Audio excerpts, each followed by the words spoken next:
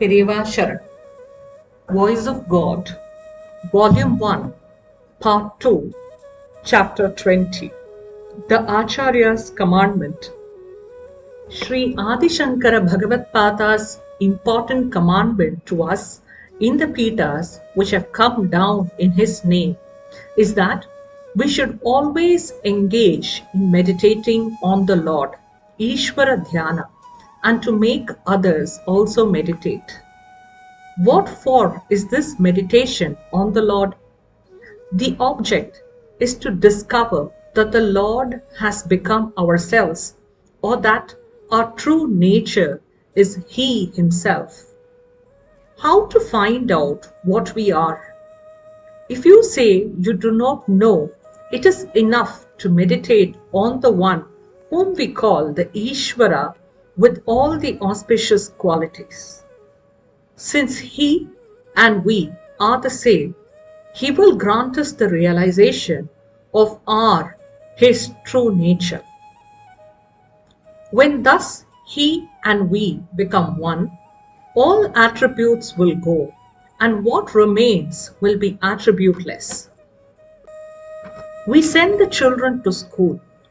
If they do not conduct themselves properly, we say that the teacher is no good. Similarly, if you do not conduct yourself in the right way, it will mean that I, who is said to be a guru, am no good. If one has the responsibility to keep a watch over another person and guide him on the right path, and if that person commits a wrong, the blame for that wrong will attach itself to the one who failed to guide him on the right path. The sins committed by the subjects will attach to the king, the sins of the wife to the husband, and the sins of the disciple to the guru, the teacher, says the age-old code of morals. Generally, when there is a guru, there will be a few disciples.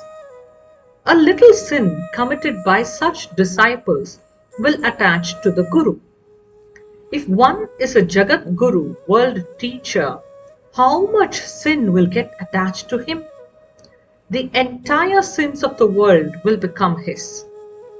The only way to wipe out the sin is meditation on the Lord. It is for this reason that Bhagavatpada has ordained us, make the people to take meditation. If they do not, you meditate for them also additionally. I am trying to discharge that duty as best as I can. I try to meditate on behalf of all of you. But to the extent all of you meditate yourself, the burden on me will be less. In order to cleanse the mind, to bear the fruits of past deeds, and to refrain from committing fresh sins, everyone must meditate as much as possible. If there is a strong determination, time can always be found.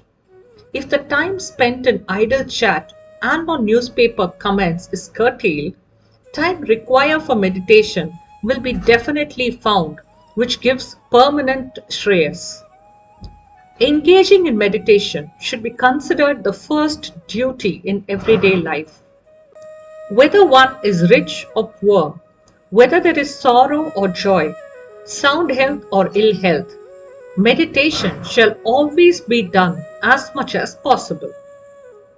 Apart from our practicing meditation, we shall persuade others who are close to us to meditate. One should not get angry if they do not meditate. They should be told lovingly and in a manner they react favorably. If something is told with love, even hard-hearted persons will soften. I have placed before you Bhagavatpada's commandment to us. Meditate, tell others also to meditate. Whether I make you meditate or no, to the extent I have conveyed to you Adi Acharya's comment, engage in meditation, I have done my duty. Because of you, I had the good fortune to convey the Acharya's commandment. You are fortunate to hear it. Because of you, I have profited by doing a part of my duty.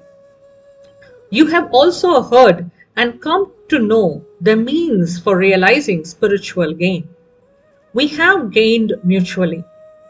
Absorb this well in your mind and profit by it fully. May Lord Parameshwara shower his blessings on all so that they can follow the right path and when this life comes to an end, can have the satisfaction and strong faith we have gained the fruits of having had this life. We can now pass away without fear. With mind having got spoiled, we have committed innumerable sins. If meditation on the Lord had been practiced from childhood, by this time considerable amount of sins would have been wiped out. On the contrary, we are incurring more and more sins.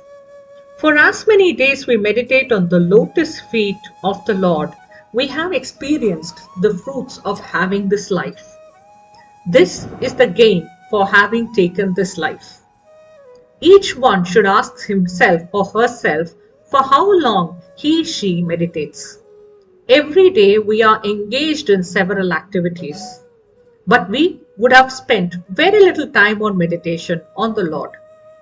If we had spent on meditation on the Lord the time wasted in idle talk and other wasteful ways, we need not now fear of the load of sins. Now the load goes on increasing. We have come into this world. Without exception, everyone has to go. Till now, this world has been a place only for taking over loads of dirt. Hereafter, let us make this place for cleansing the dirt. Holy place, holy waters, body, mind, Shastra, and other conveniences are available in this world only. We have committed sins by word of mouth, by the mind, and by our body. The same thought, mind, and deed should be used for doing virtuous acts, and through such acts, the sin committed by the same agents should be wiped out. If we so manage that we can say that there is no baggage of sin when leaving this world, we fly away happily and as light as cotton.